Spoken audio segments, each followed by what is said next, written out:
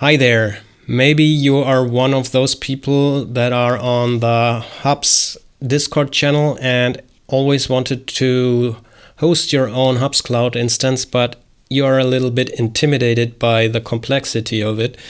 I built something for you maybe. So what I'm trying to show you today is I created an installer that you spin up and then you can install a Hubs Cloud instance on your own servers.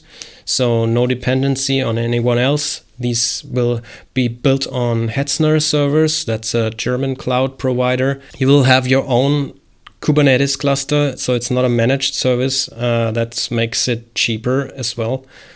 But before I start, a quick credit to the awesome people at the Hubs Cloud community, like Michael Moran, Imaginer, Dogreader, Alex Griggs, Horrific, probably much more I forgot, who did the groundwork for this. Without you, I wouldn't have been able to do this.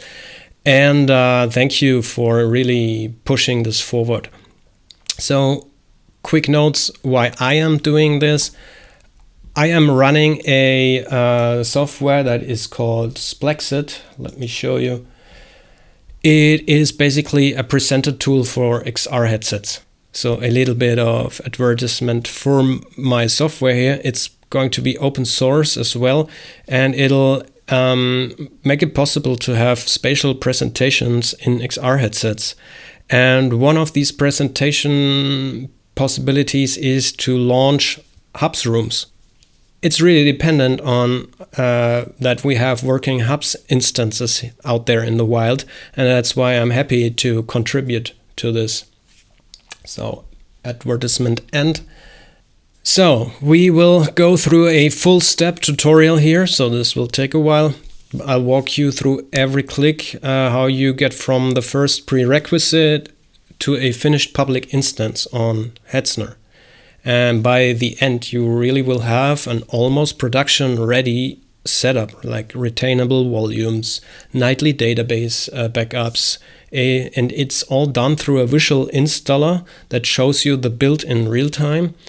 And afterwards, you get the full access to the cluster, so no strings attached. And maybe some Kubernetes knowledge helps you maintaining the cluster afterwards. But in a future release of this thing here, maybe even we can manage the cluster through a visual interface. And for now, this only works for Hetzner. It's a German cloud provider. It also has US servers, I think. But we can maybe integrate DigitalOcean or hosting or AWS in the future. It basically only depends on what Terraform is providing. So that said, let's go. So this is what you're going to see. It's a browser-based installer that's running fully locally on your machine. So no cloud stuff here. All right, let's start with the very first prerequisite, which is we need an Hetzner account. Of course, you will need to create an account on Hetzner, which is basically on hetzner.com. There you create an account, log in, and of course you need to provide payment details because everything you do, every instance you spin up will cost you money. So that said, you will start with a project. That's important. Everything is contained within projects. I already created a project, but you will create a new one. And the Hubs Cloud test, that's what I go into. There are no resources now, currently. I already did some tests, of course. But the important part here, where we start with, is the security part. You'll see we don't have API tokens yet, so let's create one. That's the first thing we need to do.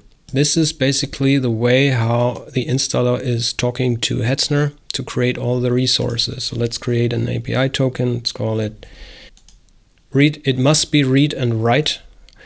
And let's copy this and make sure you keep this somewhere safe. Okay, so I do have this key here now. Never show it to anyone. It's like a password. Okay, treat it like a password. So after you close this, you will never be able to get it again. So make sure you keep it like that. Otherwise, if you lose it, you will need to create a new API token. Of course, that's possible. So you created your account and you retrieved a API token. The second prerequisite would be you need the possibility to send emails.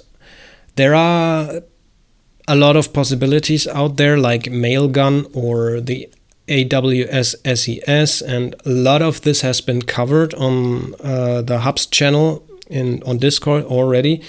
What I found and what's working well for me, I'm using All-Inkle. It's a German provider. Yeah, and I show you just what I've done. Okay, here we go. So this is our domain provider. Of course, I cannot show you every sensitive data here, but since you need a domain for your Hubs cloud to run on, what we use is, for this instance, we use Splexit.com because I own this email already. And if in the email settings, I already created an email for this instance to use to send emails from. So I won't create a new one here, but I show you. So this email account has, I probably edit it, and then I can see the credentials. So these are the credentials for this email account, and this account lets you send emails. And what I did is create an email address like no-reply-splexit.com, and very important, I created a sender address and named it no-reply-hubs.splexit.com, since I probably use the hubs.splexit.com subdomain as my domain. And we need to be able to send from this address. So our provider, this might be different with other providers, our provider supports this. And since I do not want to set up an account, I just receive these on my actual email. All right, so that's how it's set up. Creating an email account, getting the SMTP credentials, and save them. I already put them into a text file here, so I can have them later on. This is Rene from the future. What I noticed when I was editing the video is I didn't mention that you only can use SMTP accounts that let you send from port number 587. Because Hetzner won't allow you to send from 465 or what's the other one, 25. So these are not allowed. Make sure you have a SMTP service that allows you to send from 587. I think 2525. The other one is working too. I'm pretty sure Mailgun does do that. So keep that in mind. The third prerequisite would be Docker. We use Docker for this. If you're not familiar with it, there's plenty of documentation out there how to install it. On Mac, it's pretty simple, installing Docker Desktop, and you're actually good to go. On Windows, this always has a bit of issues because you need to set up the WSL, so the Linux on Windows thing. Which requires you to maybe change something in the BIOS settings. There's plenty of documentation out there, so please make sure you have that running and Docker is set up correctly. Typing Docker in the terminal and seeing it's working is not telling you that you have a running Docker. Really, the simplest way, if you're not familiar with Docker, is running Docker Desktop and then doing what they suggest you to do. So as I said, there's lots of documentation, and I can provide some of it in the README file. All right, since I already have this container running from my previous test, I'll delete it right away. So we're clean. Also, let's delete the image. All right. Yeah, that should be clean. So we have Docker installed. The fourth prerequisite would be, or maybe it's even the first step already, getting the installer itself. So I'm hosting it on GitHub. Maybe, depends on what the community says, maybe we can push this on the official Hubs Cloud repositories. For now, I'm hosting it. I'm putting the link into the description. And if that changes, I will also update the link. But for now, let's have a look. So for those of you who aren't that into Git, just get the code by downloading the zip file and then you save it to a folder. Extract it and make that folder your working folder then. I use the official way, so I copy the Git URL. It works the same way on Windows, by the way. So let's go into a folder, CD. I already have one for this tutorial. All right, so we are in a folder. This would be the folder you downloaded the zip file into. And what I do is git clone and the Git URL, and let's get the repo. So the Hubs installer, here's the README. It's pretty complicated. You do cd Hubs Cloud installer. So we basically move into the folder. So we're running this thing from that folder. And the second command is docker compose up build.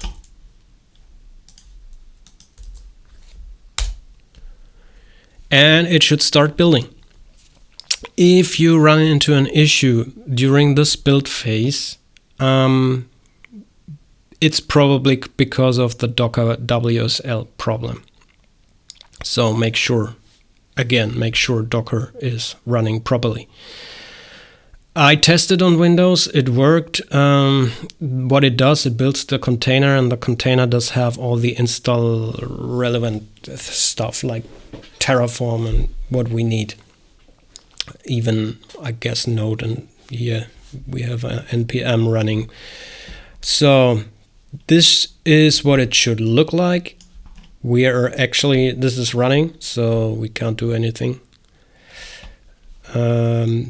So next thing we do is open our local host. So let's go to localhost. And we are presented with our Hubs installer.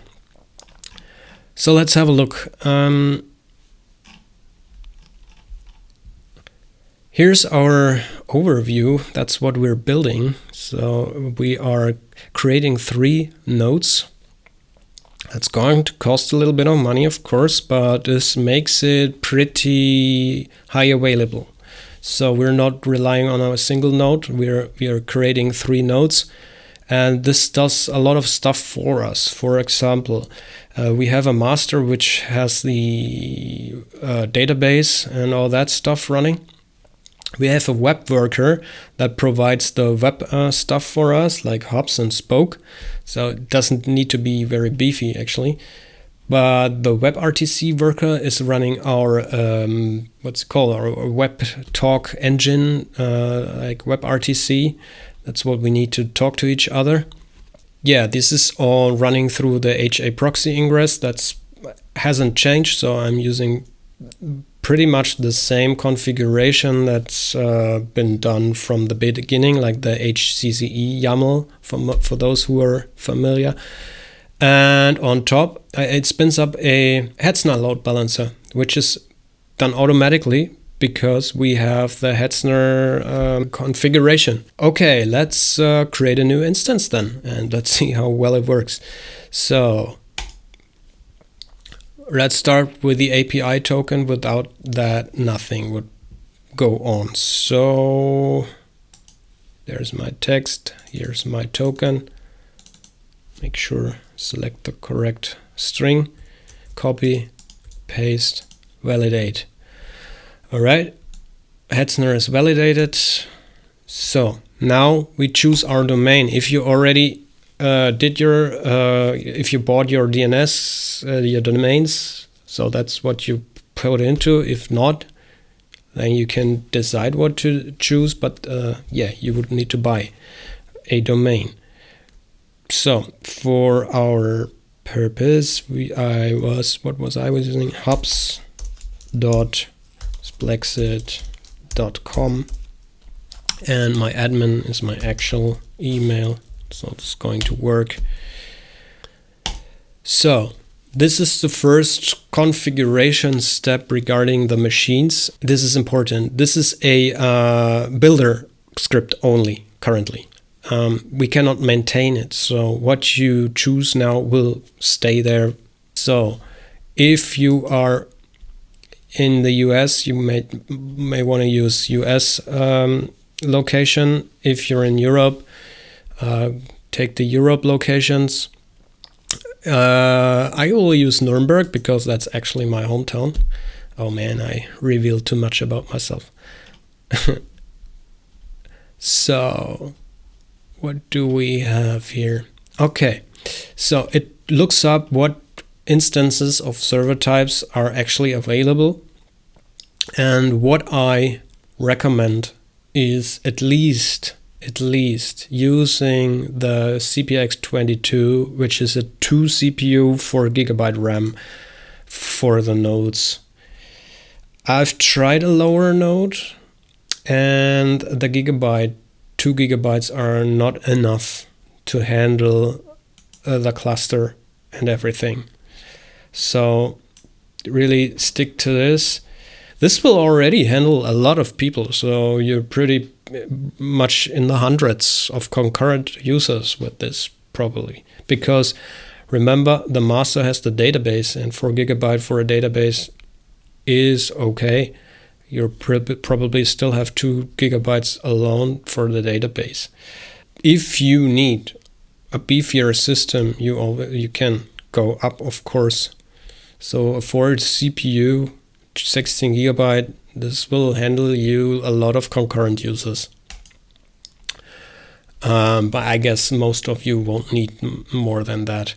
So that said, this is not a development cluster. We are building a high availability cluster that should run and run and run. So that's what it's for, and it'll cost you at least, let's say, this one is 60 euros. Sometimes on other, let's say, look at Falkenstein, you get cheaper. You get $5, €5 ones, but they're not available all the time. That will give you 2 CPU and 4 gigabytes of RAM for €5. Sometimes you're lucky, or you have to look up, maybe in Helsinki. No, none available right now. So maybe you're lucky. When you're lucky, you really have a cheap cluster. But yeah, I'd keep it this way. So we're on 60 euros for the servers, and on top of that you will have the volumes, but this is almost neglectable. This is a few cents.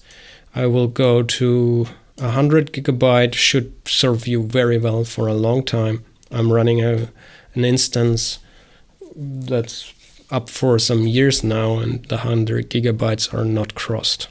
So maybe you even get away with 50. And that's it. So that's what you can choose. Let's generate a key pair. That's basically the SSH access into the nodes later on.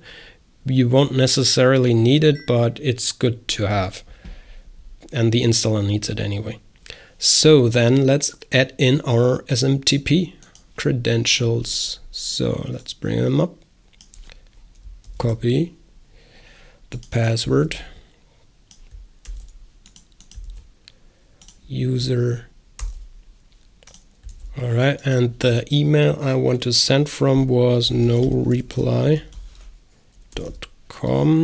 Make sure that this email is actually the address you can send from. So the email provider, the SMTP provider. If that's wrong, maybe you will authenticate, but the email won't be sent. So make sure these are really correct credentials here, because if that doesn't work, you wouldn't be able to log into your cluster as an admin. Okay. All right. The next step would be choosing your images for Reticulum, Hubs, and Spoke. Default is the Hubs Foundation default. So it gets the Hubs Foundation images from Docker Hub, I guess. You can even pin a certain version. You have to look up which version you need. So every time a node rebuilds a pod, it will take the one you pinned, or you follow the stable latest. Or you can even use your custom public image. Note that this has to be public. It can't be behind a password. Could be in the future, but right now only public images are supported. I'll keep it on the Hubs Foundation default. I guess this is a good default. So let's continue. So the Sketchfab API key, that's optional, of course, but if you have one, and I recommend you to get one, provide it now. Otherwise, you would have to fiddle around in the cluster with your config files to bring it in afterwards. But that's not what the installer is for. The installer wants you to have a finished cluster in one step. I will now omit this and continue without this. And this is the last step. So let's review it. We have our domain. Our location is in Helsinki. Okay, why not? This is our volume size, our admin email, and the sender email, and the images. Okay, so let's create the cluster.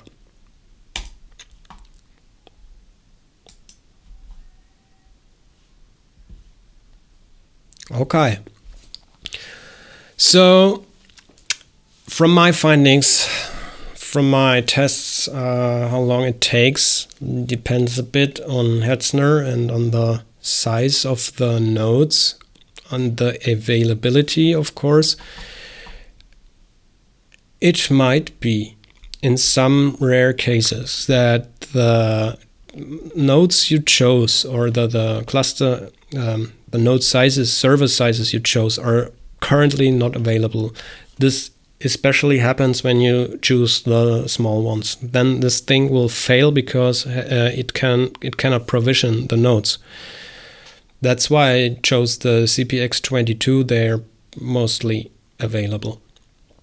So we need to wait. These are getting provisioned, and we can even see the provisioning right now in real time. So when we go to the Hetzner console, let's have a look. Yeah, the servers are already being created. So we have now we have 3 servers. Servers are running in a bit. It'll create a firewall for us. It'll create a network for us. Resources are already on him. We will have an hcloud key. This is the key we can get into the server with, the SSH key. And that's it, I think, for now. Yeah. So when these are running, they are initialized automatically by the installer. And we can have a look how that goes. So 2 minutes in the creation. Let's see how long this takes. The master is already ready. Okay, that's a good sign. When the master fails, everything fails. If the master is ready, that's already a good step forward. I've tried to put in some automatic repair step. So here you see that when something takes too long or the automatic connection fails or the installs fail because of some race condition stuff. So sometimes the master gets spun up way behind the workers, and then this will have race condition issues. You can try an automatic repair, but don't trust it being working. If something goes wrong, I have a destroy cluster infrastructure button which basically says remove all of the infrastructure. Hopefully you won't need this, but we never know. The handling of failures definitely needs some work still.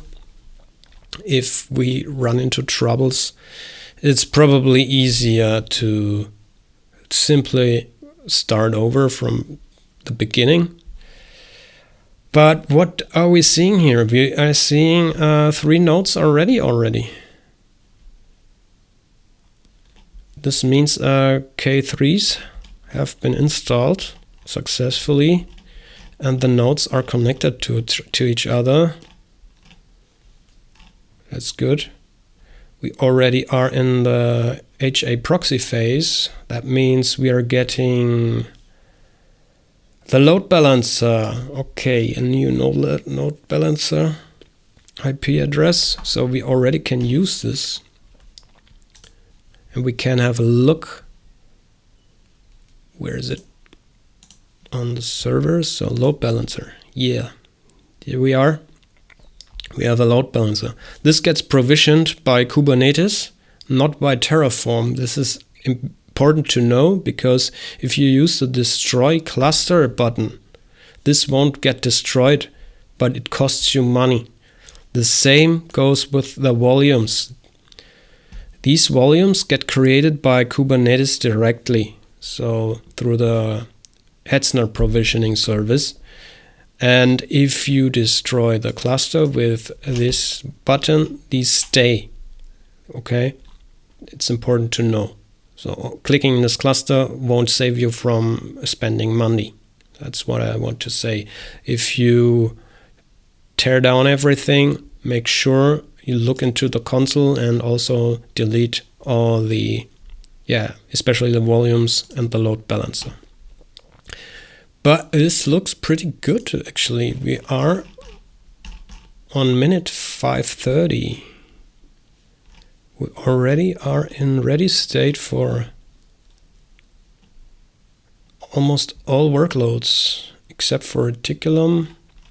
So what won't work is the TLS certificates, because we didn't change the DNS records yet. So that's what we are going to do now. So I copy the load balancer IP, and I'll go into, I need to log in again.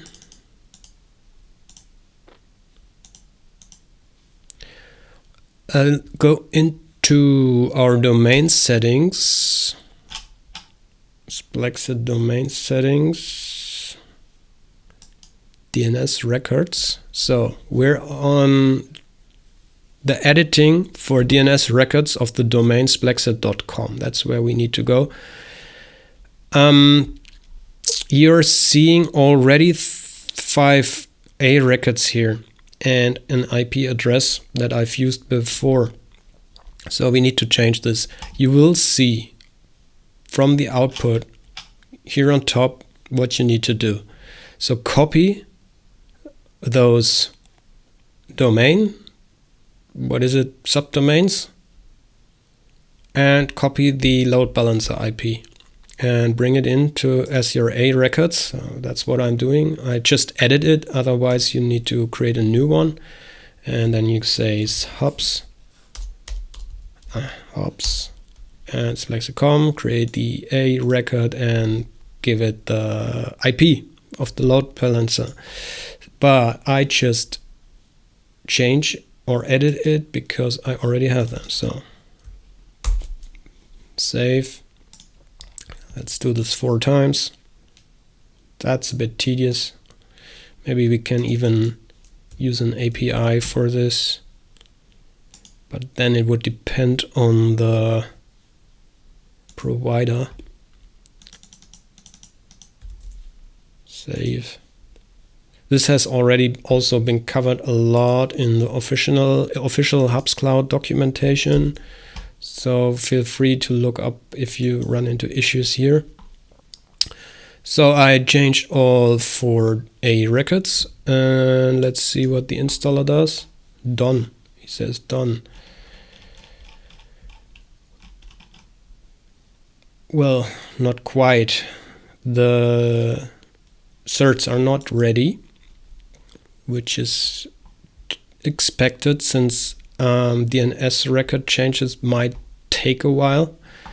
But it could also be a different issue. Sometimes we have to be careful about this load balancer. The load balancer gets attached automatically, usually. And here we have targets, and we see the targets. And it's actually healthy, so we only need the master database as target. It's okay to have them, but it's cleaner to have not. So let's remove those targets.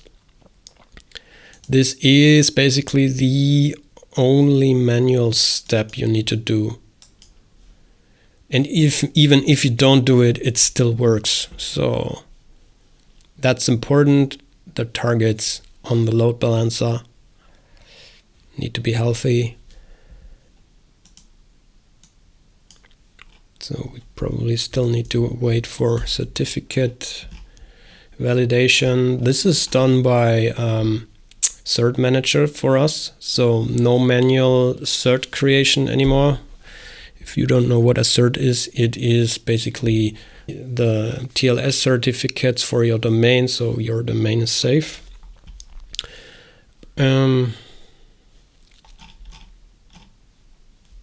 Yeah, they become ready.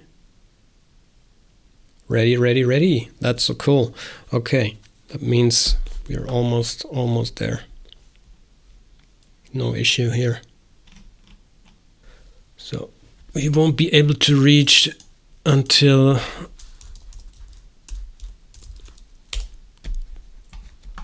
the cert is ready. Hey, this is Rene from the future again. So what the problem here was, the certificates didn't resolve, but the problem was on Let's Encrypt's end. So I had too many instances up, and so I hit a rate limit.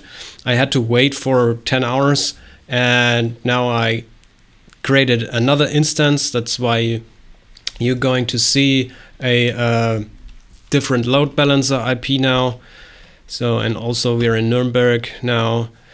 But still, I just rerun the installer and the certs immediately got ready. So yeah, that's where we are, right at the same point where we were yesterday. And okay, so this should resolve. Reticulum is up. The TLS certificates are 4 of 4 are ready. So keep in mind, you can't spin up the same instance X times, like 5 times, and you're done. You will have to wait. Okay, so what this means, I already have put the new load balancer IP into my DNS records. So we're actually ready to go. So let's see what happens when I hubs.splexit.com. We're seeing the admin login. So, okay, my admin email is this one. All right, let's see. Let's wait. Should get an email now. There it is. There it is. Okay, I can show you the email. It's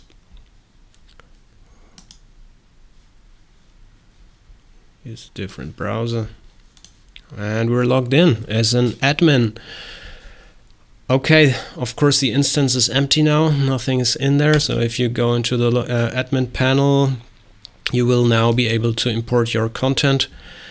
Go to the other Hubs Foundation documentation. There is a lot of content. You will find it there. I won't do this now. This is not part of the tutorial. But what I want to show you is the proof that the instance is actually up. So maybe I'll give it at least a name.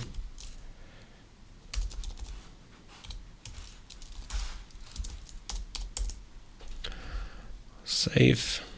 All right. Let's go to home. Let's go to the start and let's simply create a room. So no room is there, so this will be just a blank room. Okay, I will copy and go onto another one. So join the room, accept, enter room, allow, hello, hello, hello, hello, hey there. Okay. I will go into my Firefox, open the same ID, allow my microphone. There it is. Hello, hello. Okay, turn off the microphone. So, audio is working. And here is my avatar moving. This means the instance is complete and usable. That's it for today. I will do probably another tutorial that goes a bit into debugging and into management of the cluster. There's much coverage. I think there is videos of Michael Morin and the Hubs team that already use Lens to look into the cluster, or how you can transfer existing data to the cluster, stuff like that. In the future, we probably, or I intend to make this also available in the installer. So you've seen at the beginning, if you go to Hubs installer, there's a manage existing one. And at some point, we maybe be able to manage our cluster, like downloading data, doing some backups, or when you close your cluster and reopen it so that you can re-import your stuff like that. I guess this should be possible. And as I already said, maybe even integrate some other cloud providers. So that's it for me. Thanks again for the Hubs team and all the great people that keep this project alive. So I hope this will help out a little bit, and yeah, see you next time.